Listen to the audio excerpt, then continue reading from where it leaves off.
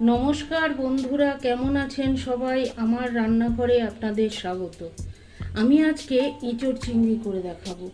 আলুগুলোকে কেটে আমি ভেজে রেখেছি ডুমো ডুমো করে, আর এঁচোড়টাকে আমি নুন আর হলুদ দিয়ে একটু সেদ্ধ করে নিয়েছি, সামান্য ভাপিয়ে নিয়েছি।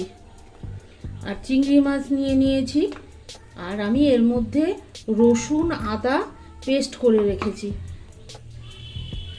এবার আমি কড়াইতে তেল দিয়ে দিয়েছি, সর্ষের তেল। সর্ষের তেলে এই রান্নাটা ভালো লাগে বলে আমি সর্ষের তেল দিয়ে করলাম। আপনারা রিফাইন তেল দিয়েও করতে পারেন। এই তেলের মধ্যে ফোড়ন দিয়েছি তেজপাতা, শুকনো লঙ্কা, এলাচ আর দারচিনি। এগুলো আমি ফোড়নে দিয়ে দিলাম। ফোড়নটা একটু ভাজা হতেই আমি এর মধ্যে দিয়ে দিচ্ছি কুচনো পেঁয়াজ। আমি 3টে পেঁয়াজ কুচিয়ে রেখেছিলাম, সেটা আমি তেলের মধ্যে দিয়ে দিলাম।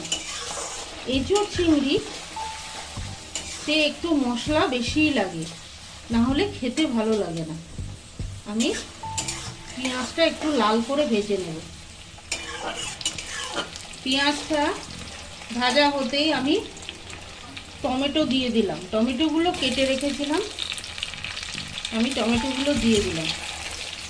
দিয়ে আমি একটু নুন দিয়ে দেবো যাতে টমেটোটা গলে যায়। সামান্য নুন দিয়ে দিলাম।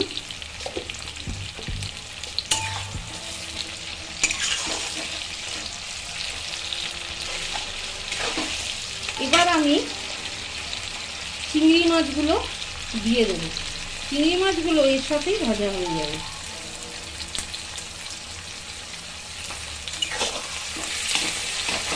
চিংড়ি মাছগুলো এর সাথেই ভাজা হয়ে যাবে।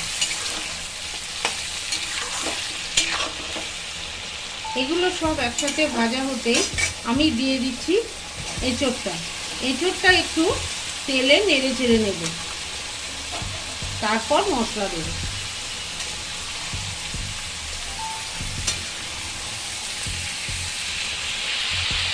এঁচোড়টা একটু ভাজা ভাজা হতেই আমি এর মধ্যে দিয়ে দিচ্ছি আদা, রসুন আর লঙ্কার পেস্ট। এটা আমি মিক্সিতে পেস্ট করে রেখেছিলাম, এটা দিয়ে দিলাম। এটা দিয়ে তারপর আমি এটা একটু ভালো করে কষাবো, তারপর অন্যান্য মশলাগুলো দেবো।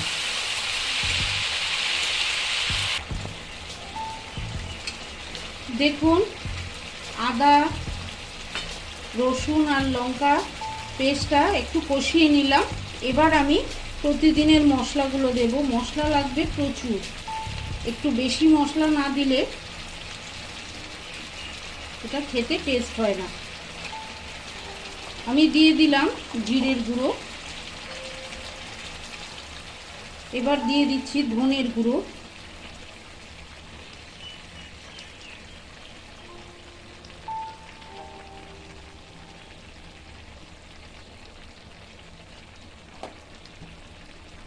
দিয়ে দিচ্ছি লঙ্কার গুঁড়ো।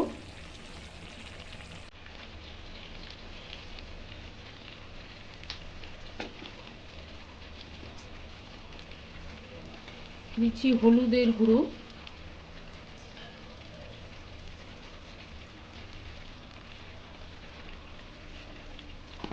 এগুলো সব দিয়ে আমি একটু দিয়ে দিচ্ছি কাশ্মীরি লঙ্কার গুঁড়ো, কালার হওয়ার জন্য। এটা দিয়ে আমি এটাকে খুব ভালো করে কষিয়ে নেব।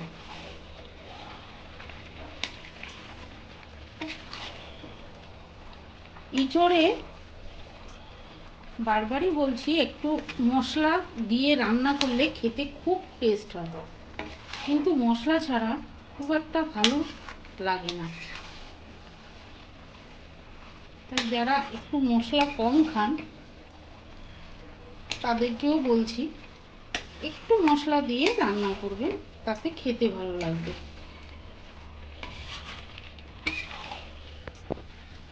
দেখুন, আমি এঁচোড়টা ভালো করে কষিয়ে নিয়েছি। আমি এর মধ্যে দিয়ে দিচ্ছি সামান্য একটু চিনি, টেস্টটা ব্যালেন্স রাখার জন্য একটু চিনি দিয়ে দিলাম সামান্য।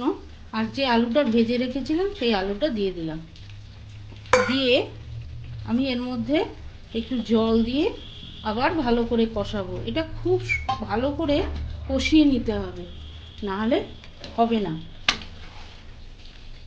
খুব ভালো করে মাংসের মতো করেই কষিয়ে নিতে হবে, নাহলে খেতে টেস্ট হবে না। খুব ভালো করে আমি এটাকে আবার কষিয়ে নেব।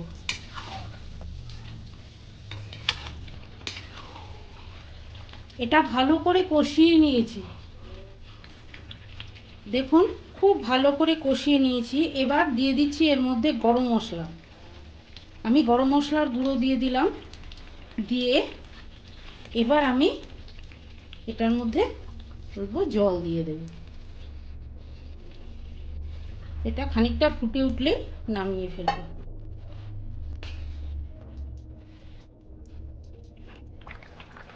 দেখুন ঝোলটা হয়ে এসছে, ফুটে উঠেছে। আমি এর মধ্যে দিয়ে দিলাম একটু ঘি, নামানোর আগে একটু ঘি দিয়ে দিলাম।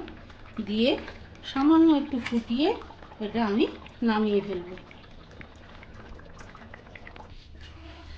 দেখুন রান্নাটা রেডি হয়ে গেছে। আমি সামান্য একটু রসা রসা রেখেছি, কারণ ঠান্ডা হতে হতে ঝোলটা টেনে নেবে। এইভাবে নামালে, নাহলে একদম শুকিয়ে যাবে। কি সুন্দর কালার এসেছে দেখুন। আপনারাও এইভাবে রান্না করে খান, আশা করি আপনাদেরও ভালো লাগবে। ভালো লাগলে চ্যানেলটাকে একটা সাবস্ক্রাইব করবার আর লাইক শেয়ারের অনুরোধ রইল।